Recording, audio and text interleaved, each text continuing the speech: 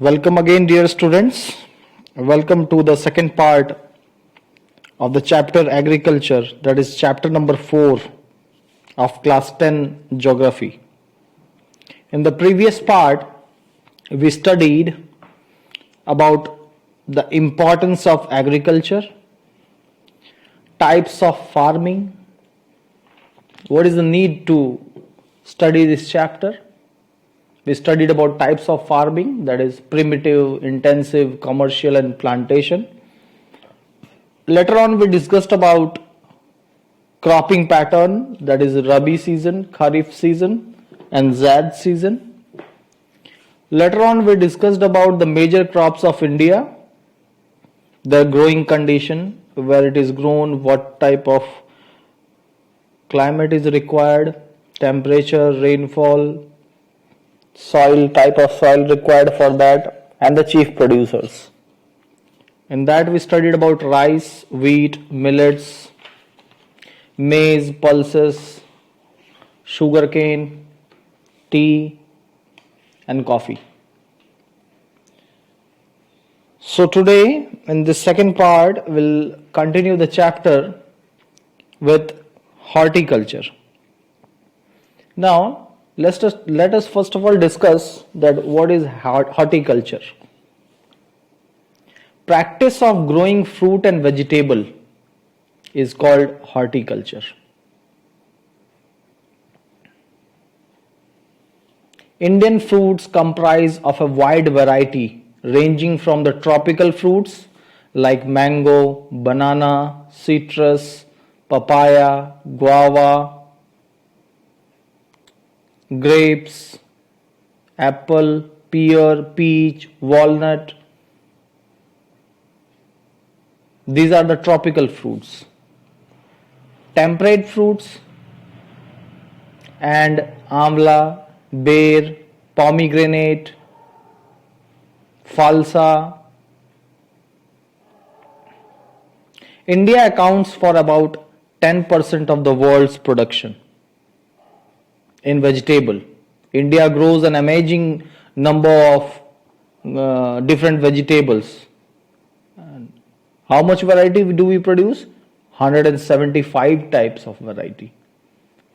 Among them, some of the major are potato, tomato, onion, cabbage, cauliflower, pea, brinjal are the important vegetables that India produces. India ranks 4th in the production of potatoes in the world, and India is the second largest producer of fruits and vegetables in the world, only next to China.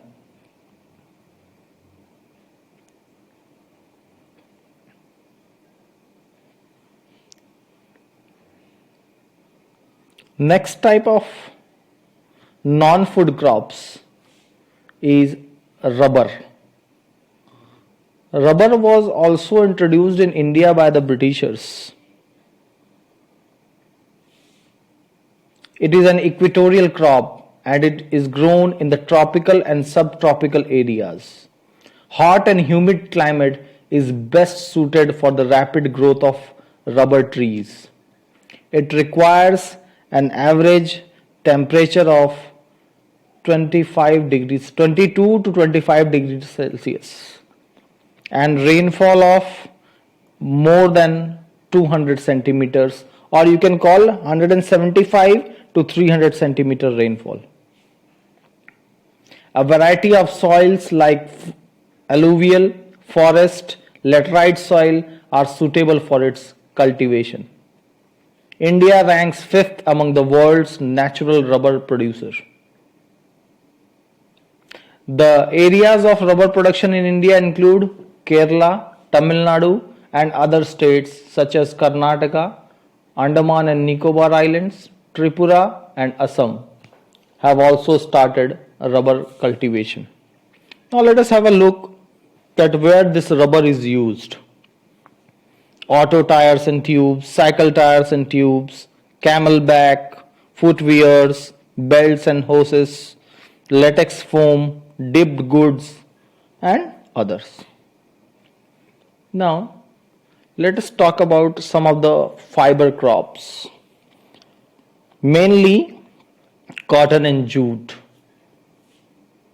If I talk about producing silk production comes under sericulture. Now, first of all, let us talk about cotton. India is the third largest producer of cotton in the world. Cotton is a kharif crop and is one of the main raw materials for the cotton textile industry. Cotton grows well in black cotton soil of the Deccan Plateau region and requires high temperature, light rainfall or irrigation, sunny and dry weather, and 210 frost-free days and bright sunshine for growth. The major producers, chief producing states are Maharashtra, Punjab, Haryana, Andhra Pradesh, Gujarat, Madhya Pradesh and Karnataka. Now, one more fiber crop is there. Slide is not here, but I request students to kindly note it down. It is one of the important fiber. It is also called golden fiber. Yes, the answer is jute. Jute is called golden fiber.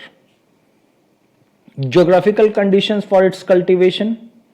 Jute grows well in drained fertile soils of the floodplains where the soil is renewed every year.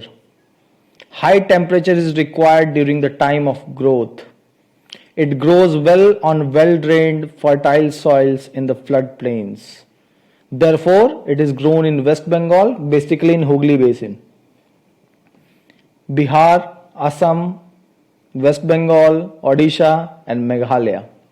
And what are its uses? It can be used to manufacture gunny bags, mats, ropes, yarn, carpets and other artifacts. As you know that in today's situation, plastic is totally banned in our state, Uttar Pradesh. So, in spite of that, jute is used for making bag. Now, let us talk about some of the institutional and technological reforms. If I talk about institutional and technological reforms, means what are the attributes of the comprehensive land development program initiated in India? Land development programs. So, or in other terms, you can say, what are the steps taken by the government to ensure an increase in agricultural production? So, first of all, let us talk about institutional reforms. To increase production in the agriculture, the government has introduced some institutional measures which include collectivization. As I told you, collectivization, consolidation of holding corporation, means earlier we studied that in some part of our country, farming is done on the patches where production is not high. So, for that, collectivization and consolidation of holding corporations is required, and abolition of zamindari system, so that land could not be held by a single person who can dictate over the poor landholders. Second one is your comprehensive land development program.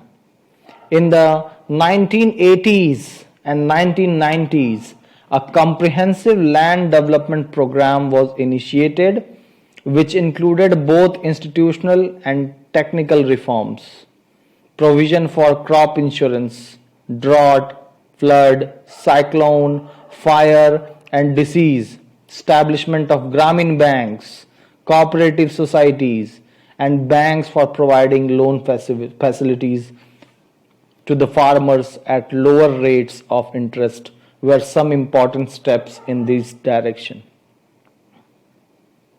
Subsidies. The government is providing huge subsidies on agricultural inputs. At present, maximum subsidy is being given on fertilizers. HYV seeds and agriculture universities. In order to enhance production, the government is providing HYV seeds to the farmer. Special seminars are also being held. Many new agricultural universities have been established. One course is also there, students, engineering in agriculture, I think.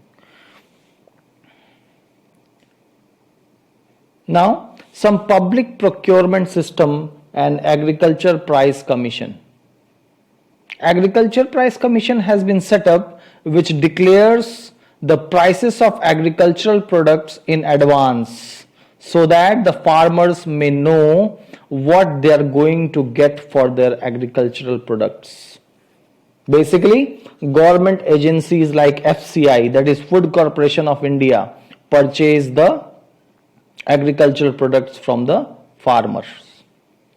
If I talk about crop insurance and agricultural finance, as we are aware that Indian agriculture mainly depends on nature. So high risk crops are also being insured. The government has established special banks like NABARD, NABARD, NABARD, to provide agricultural loans to the farmers. So these were some of the steps taken by government in agricultural reforms. Here you can see clearly, small note is available to you related to these. Now, let us talk about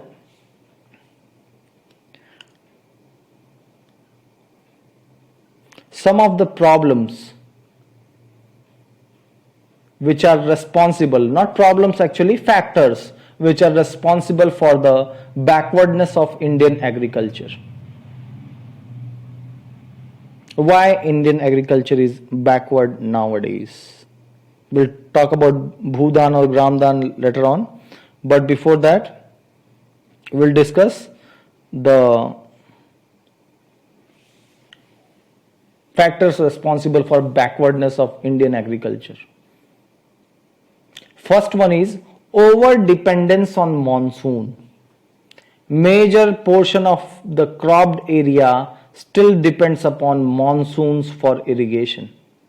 Only 1/3 of the cropped area is under assured irrigation. Means basically farmers in India, they depend on monsoon. This is one of the major cause. Because when the monsoon is performs El Nino is there, at that time drought is there, and sometimes we suffer from floods also. So over dependence of monsoon is one of the reason. Second one is subsistence agriculture. Agriculture in which the main production is consumed by the farmer's household is called subsistence agriculture. Means we grow only for our use. Simple answer is that because patches of land are there. Patches of land are there. So what we produce, that we consume. We do not produce it for profit making or earning. Next reason is small and scattered land holding. Due to the increasing population, the per hectare availability of land is very low. The land holding is also scattered. Fourth, last but not the least, lack of inputs. Most of the farmers are poor, so they do not use fertilizers and high yielding varieties of seeds. They are not that much trained. Now, before moving to Bhudan or Gramdan, let me again discuss some of the institutional and technical reforms. So, first of all, I will discuss with you some of the technological reforms. I hope it is available. No, it is not available. Yes. These are some of the technological reforms. Number one is your new techniques of irrigation. Electricity or diesel operated water pumps have replaced the Persian wheel. Now large areas can be irrigated in a shorter period. Second one is your tractors and iron plugs. They have replaced wooden plugs drawn by bullocks. Now farmers with small holdings do not keep bullocks. They use tractors and use machinery as and when needed. Such machinery could be their own or hired.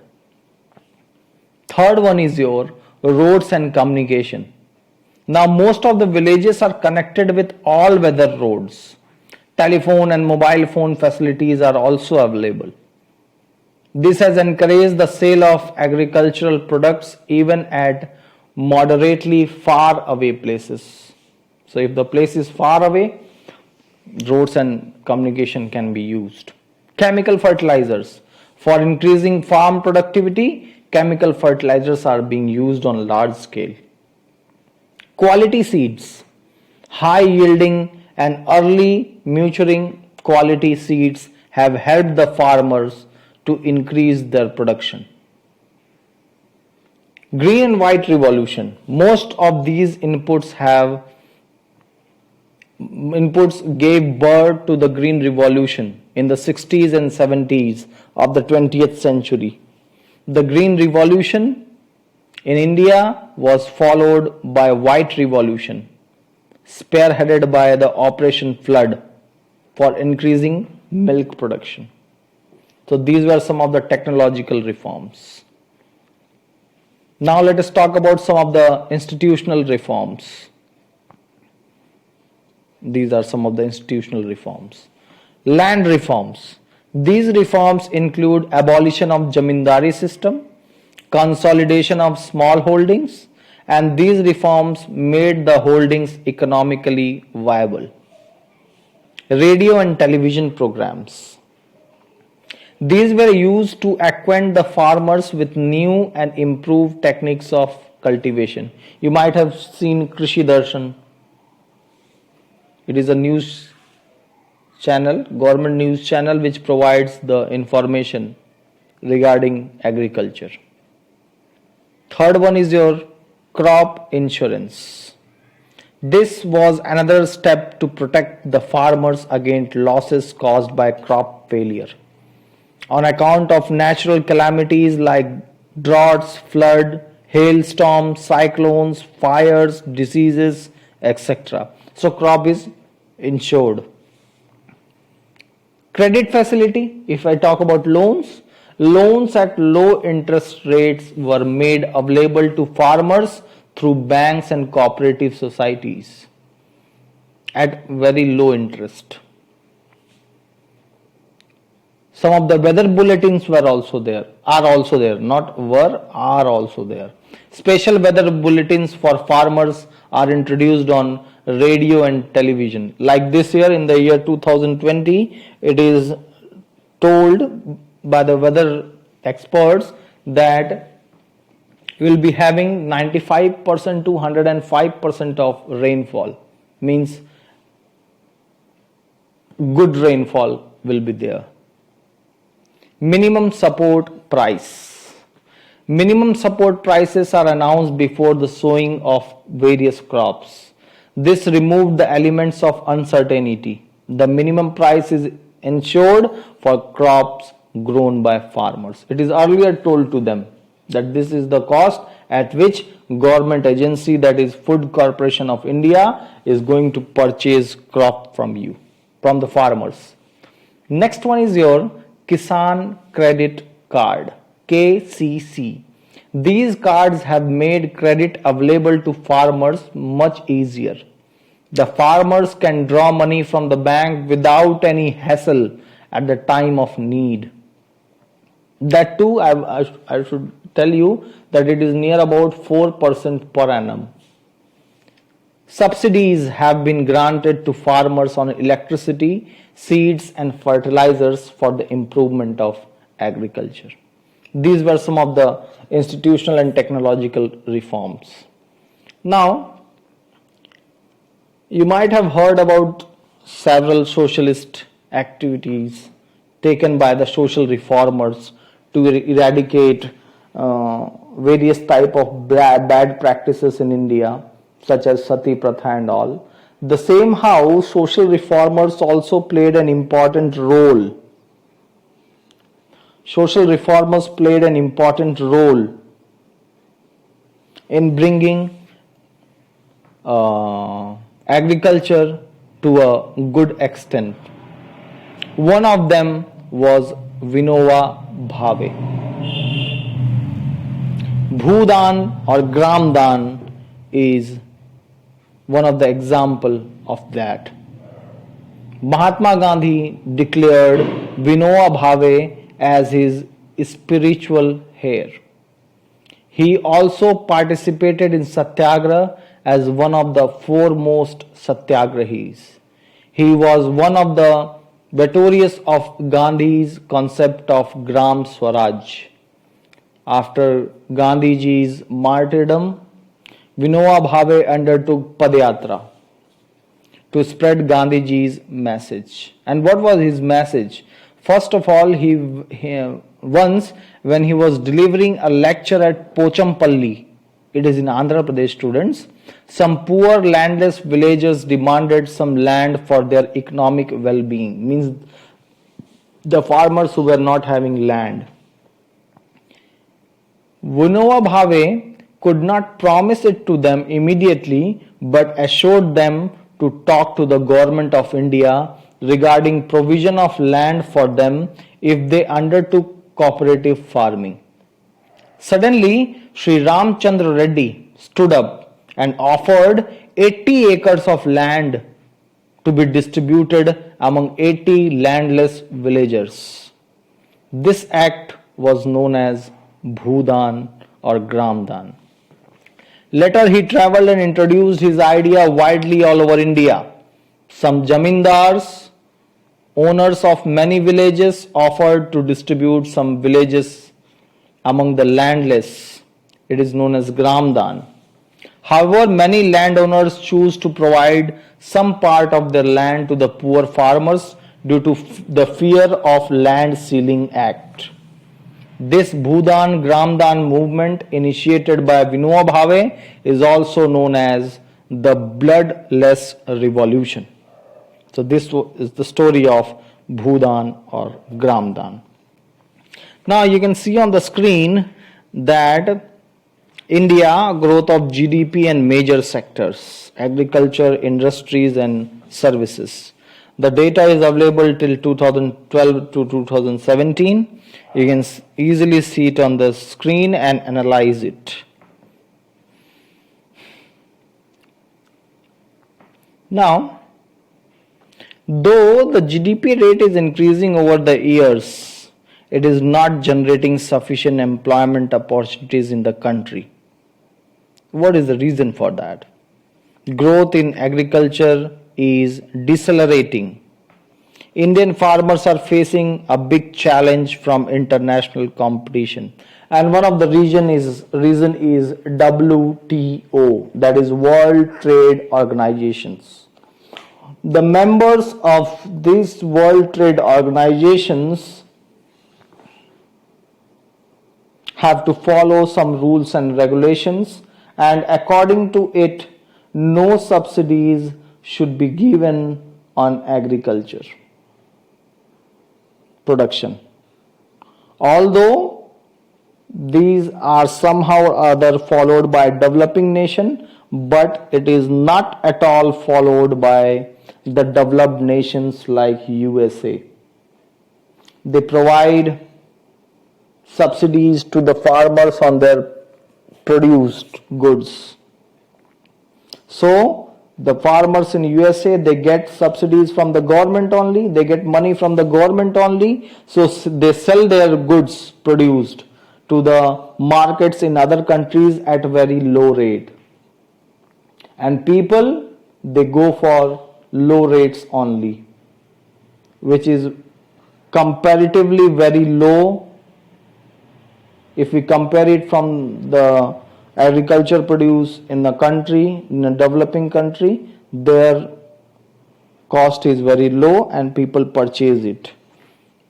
This is also one of the reason. Subsidy on fertilizer is decreased, leading to increase in the cost of production. Reduction in import duties on agriculture products have proved harmful to agriculture in the country. Means import duties means the tax which is taken from the goods which comes out from outside the country. So when the import duty means tax is decreased, they are more cheaper. And if they are more cheaper, the farmers of our country, they face a challenge. Because the goods coming from other country are cheaper in comparison to ours, and people, they purchase the cheaper ones. This is a major challenge. Farmers are withdrawing their investment from agriculture, causing a downfall in the employment in agriculture. You can easily see the figure. Now, food grain productions in million tons. Data is, I'm sorry students, but data is available with me of 2010 and 2011 only. You can see rice, wheat, coarse, pulses, and a total of in every year. It is increasing day by day. Somehow or other in some years you will see that it has declined. It might be because of drought, flood, or some disease caused. But today at the position, we are in good position. Now, why has food grain production remained stagnant or fallen for 5 consecutive years? What is the reason for that? Number one is land degradation. Reduced water storage in aquifers due to unsustainable pumping, over irrigation, what we call it. Inadequate storage and marketing facilities. Farmers have to pay high prices for HYV seeds, fertilizers. Higher the supply, lower is the demand. This causes distress sale. Means when supply is more and demand is less, automatically the price of the commodity decreases. And farmers, you might have seen in the news channels that farmers, they are getting 1 rupees per kg for potato, onion, like that. This is what we call is distress sale. Therefore, there can be no food security without security of farmers. Now, impact of globalization on agriculture. Yes, you can see. We can talk about cotton belts in Gujarat, parts of Maharashtra and Madhya Pradesh is one of the example of that. During the British period, cotton belts of India attracted the British, and eventually cotton was exported to Britain as raw materials for their textile industry.